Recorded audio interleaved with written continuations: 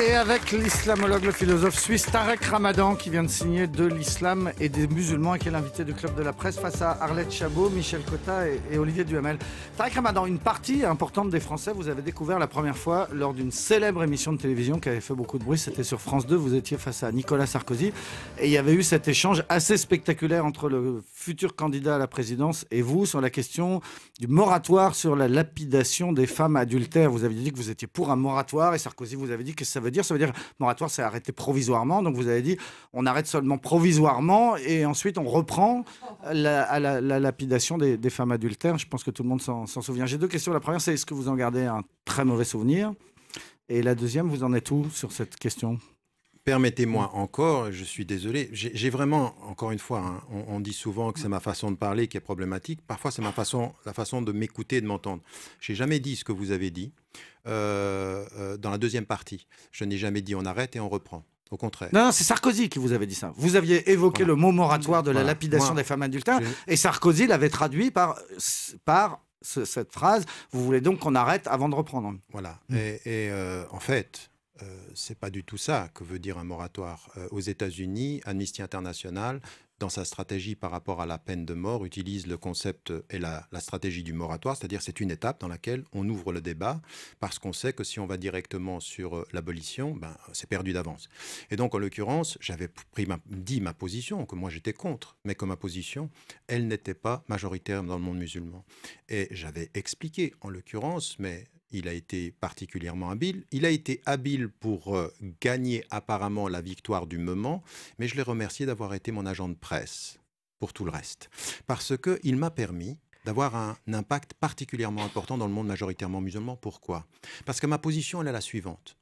Ma position, elle est qu'on ne peut pas ne pas considérer qu'il y a des textes. Et en particulier, en l'occurrence, ça n'avait rien à voir avec les femmes adultères, parce que la question de la lapidation, c'est pour les hommes et pour les femmes en islam. Il n'y a pas de femmes adultères et ce n'est pas spécifié. Mais moi, je parlais de tout ça. Je parlais du moratoire sur la peine de mort, du moratoire sur la lapidation et du moratoire sur les châtiments corporels. Et en l'occurrence, dans ma position, c'était de dire aux musulmans, et regardez la position comme elle est beaucoup plus forte que simplement de faire plaisir aux Français. Moi, je ne suis pas là pour faire plaisir aux Français, je suis là pour faire avancer la pensée musulmane de l'intérieur aussi. C'est dire maintenant, on arrête tout. Moi, je ne veux plus que votre gouvernement fasse silence quand Sarkozy part ensuite visiter l'Arabie Saoudite et il dit c'est un islam modéré quand on coupe la main du voleur et quand on lapide dans ce pays. Moi, je n'ai pas cette hypocrisie-là. Je ne peux pas rentrer en Arabie Saoudite et j'en paye le prix. Pourquoi? Parce que ce que je dis aux musulmans, c'est la chose suivante. Il faut qu'on arrête tout ça. Je ne veux plus de châtiment corporel. Je ne veux plus de peine de mort. Et je veux qu'on rentre dans un vrai débat. C'est-à-dire de justifier par l'islam le fait que ça cesse. Et ça m'a donné raison dans plusieurs pays. Au Pakistan, je suis rentré en contact et je suis intervenu auprès du Conseil de la Charia pour mettre en évidence le fait de cesser la peine de mort. En 2000, j'étais aux États-Unis, j'ai dit si j'étais citoyen américain, je serais contre la peine de mort dans ce pays. Les musulmans m'ont dit tu ne peux pas en tant que musulman être contre la peine de mort. Le Conseil du droit musulman américain a pris une position récemment de soutien au moratoire sur la peine de mort, au moratoire technique sur la peine de mort. Donc je fais avancer les choses. Moi, je ne suis pas là pour gagner des élections, je suis là pour faire évoluer. Vous allez travailler avec qui? Vous allez réfléchir avec qui pour relire ce Coran, comme vous dites dans votre livre, le contextualiser, donc le relire, le mettre en conformité avec les sociétés dans lesquelles nous vivons aujourd'hui. Qui va le faire? Je vous posais la question tout à l'heure, il y avait des autorités autrefois dans l'imam, dans l'islam sunnite, il y en a eu, il n'y en a plus. Qui décide, qui parle, qui est capable de faire ce travail? Vous avez raison. Ce que je disais, c'est que nous sommes en crise. Et dans l'histoire, il ne faut pas idéaliser le passé. Il y a toujours eu des divisions dans les traditions musulmanes, sunnites comme chiites. Ce qui était dans le passé une réalité aussi, c'est que cette diversité était parfois mieux gérée qu'elle ne l'est aujourd'hui. Aujourd'hui, nous sommes dans une division. Et moi, ce qui m'intéresse aujourd'hui, c'est tout le travail d'institutionnaliser le débat interne. C'est de cesser la foire d'empoigne.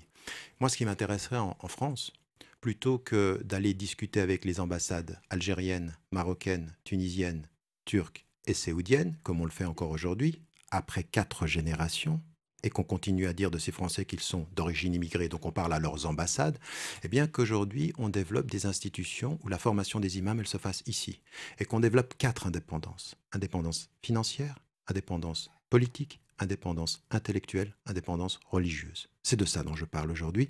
Et donc, aujourd'hui, avec qui je parle, eh bien, depuis toutes ces années, je fais en sorte d'être en contact avec des savants musulmans dans le monde majoritairement musulman, dans le monde asiatique, dans le monde africain.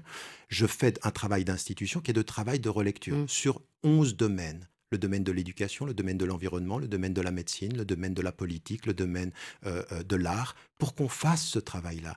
Donc, c'est un travail qui n'est pas à présenter en 5 minutes devant M. Sarkozy. C'est un travail à présenter sur des générations. Je travaille sur le temps long. Il doit y avoir un islam de France. Pour l'instant, il n'est pas là. C'est-à-dire que le Conseil français du culte musulman, il est tenu, dirigé, inspiré par les Marocains, les Algériens. Est-ce que vous soutenez la proposition de Malek Chebel, qui est une autorité démocratique élue, un peu sur le modèle du CRIF, pour qu'elle soit légitime? Le CRIF, c'est plutôt un organe politique. C'est le consistoire qui serait plutôt la référence religieuse par rapport à la tradition juive. Mais donc, en l'occurrence... Attendez, quand Sarkozy a commencé à suivre Chevènement dans l'idée du CFCM, j'avais pris position en disant il ne peut y avoir de représentation en France que dans un travail de démocratique et d'élection par le bas. À quoi Sarkozy avait répondu non. La représentation musulmane n'a pas forcément besoin de démocratie. C'est beau comme réflexion d'un démocrate. En l'occurrence, oui, je pense qu'il faut que nous ayons aujourd'hui un mouvement qui parte du bas, c'est-à-dire la représentation locale, et qui monte. Dans l'indépendance totale de toutes les ambassades. Nous ne sommes pas prêts en France. Mais ce n'est pas que nous ne sommes pas prêts à cause des ambassades, c'est que nous ne sommes pas prêts à cause des autorités françaises. Les autorités françaises ne font pas suffisamment confiance à leurs citoyens de confession musulmane. C'est ça le problème. Et donc là, il va falloir qu'on change ceci. Il faut qu'on change les termes du débat. Deuxième élément que je voulais mettre en évidence par rapport à ce dont nous parlons, moi je vais même plus loin que l'islam de France. Moi, je parle d'islam français en disant une chose. Il y a un islam du point de vue des principes universels et puis français du point de vue de la culture. Et il faut qu'il le soit. Et ça veut dire que l'institution, il faut qu'elle se passe ici. Il faut qu'on fasse confiance à nos citoyens ici. Mais ça, je dis ceci depuis 30 ans, sans doute. Et j'ai l'impression de prêcher dans le désert. Parce que on me dit, mais comment ça se fait? Vous avez un discours. Les musulmans, ceux dont vous parlez, qui sont sur Facebook, on dit on a un double discours. Moi, j'aimerais savoir où il est ce double discours. Je parle où entre deux posts sur Facebook. C'est partout. Tout ce que je dis est partout visible aujourd'hui. Et ce discours, il est le même.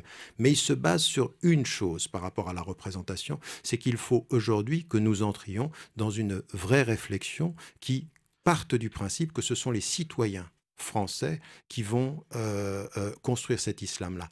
Mais j'aimerais vous dire une autre chose. Qui les forme aussi, les imams français? Ils doivent être français. Ils doivent prêcher en français. Non, est-ce que vous considérez qu'ils sont assez formés? Tous ne sont pas formés, mais vous avez beaucoup de gens qui sont très formés. Mais il faut les former en France. Il faut les former en France, en langue française. Ils doivent prêcher en français. Bien sûr, mais mais vous savez, j'ai l'impression. Je veux dire, qui paye la formation? Parce qu'on est dans un pays, on va dire, qui paye la formation? Non, mais ça, vous savez, je vais vous dire une chose. La capacité à générer des ressources financières de la communauté musulmane en France est énorme. Mais je vais vous dire une chose, quand vous venez vers un maire avec de l'argent qui vient de la communauté religieuse, vous avez 10 fois moins la possibilité de construire un lieu de culte que quand vous venez avec l'argent séoudien. Où est la faute? Pourquoi? Parce qu'en fait, les Séoudiens ont le contrôle du discours avec lequel, finalement, on est assez d'accord, tant qu'ils donnent l'argent. Mais vous ne pouvez pas demander. Mais oui, c'est ça le problème. Enfin, vous pouvez pas. Ce que prêchent certains, on n'est pas franchement d'accord avec eux, avec l'islam qu'ils prêchent. Oui, mais c'est ça le problème. C'est ça le problème. C'est-à-dire qu'on est d'accord avec leur argent, on n'est pas forcément d'accord avec leur idée. Alors on sacrifie les idées pour gagner leur argent. Voilà ce qui est en train de se passer concrètement en France aujourd'hui. Et donc, en l'occurrence, moi, ce qui m'intéresse, c'est que vous changiez peut-être de lunettes sur 2 points. Le premier point, c'est que quand vous dites où il est cet islam de France, eh bien, je vais vous dire une chose. Moi, ça fait 30 ans que je suis sur le terrain et je parle de révolution silencieuse. Il y a des femmes et des hommes aujourd'hui qui sont complètement français, qui se sentent français, qui ont le sens de l'appartenance et qui ont vraiment développé un discours qui, il y a 30 ans, était difficile sur la question de la citoyenneté, sur la question de l'identité, sur la question de la langue française. Il y a des mosquées, énormément de mosquées où les prêches sont en français, où des formations sont faites pendant le week-end en français. Moi, quand je commençais au début des années 90 à parler en français, je suivais un mouvement, on était au début. Et bien maintenant, c'est la norme. Cet islam français, il est sous vos yeux. Encore faut-il le voir tel qu'il est, pas avec les fantasmes de cet islam de l'immigration, mais de l'islam français. Je pense que ça, c'est une démarche que j'aimerais bien voir développée par un certain nombre de journalistes aussi. Dimanche, Tarek Ramadan, il y avait donc ces centaines de milliers de personnes dans les rues en France. Beaucoup portaient ce panneau « Je suis Charlie ». Vous nous avez dit, on l'a bien entendu, moi je ne suis pas Charlie. Il y avait aussi des gens qui portaient « Je suis flic »,« Je suis juif »,« Je suis musulman ». Puis il y avait des gens qui portaient les 4 à la fois, qui disaient « Je suis Charlie, flic, juif et musulman ». Ouais, et français. Vous auriez pu porter une de ces pancartes-là, vous ? Je suis musulman, oui, on l'entend bien. Mais est-ce que vous auriez pu porter « Je suis juif et musulman et flic » ? C'est-à-dire, je me sens solidaire de toutes les victimes de J'aurais pu.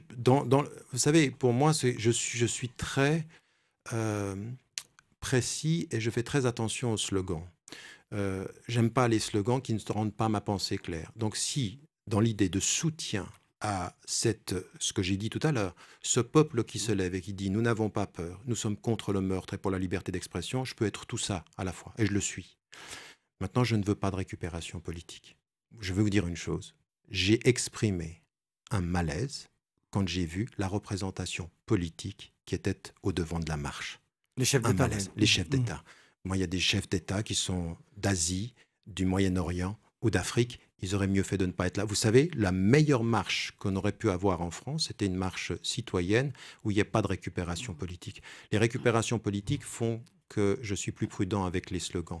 Mais comprenez bien l'idée, c'est-à-dire une forte empathie avec le peuple de France, en espérant que le peuple de France ne s'arrête pas à l'unité de l'émotion, mais qu'il trouve l'unité de ses principes et qu'il se réconcilie avec ses principes aussi, parce que parfois on a tendance à les oublier. Merci beaucoup Tarek Ramadan, l'islamologue, philosophe suisse et auteur de l'Islam et des musulmans qui vient de sortir aux presses du Châtelet. T'es l'invité du Club de la Presse face à Arlette Chabot, Michel Cotta et Olivier Duhamel.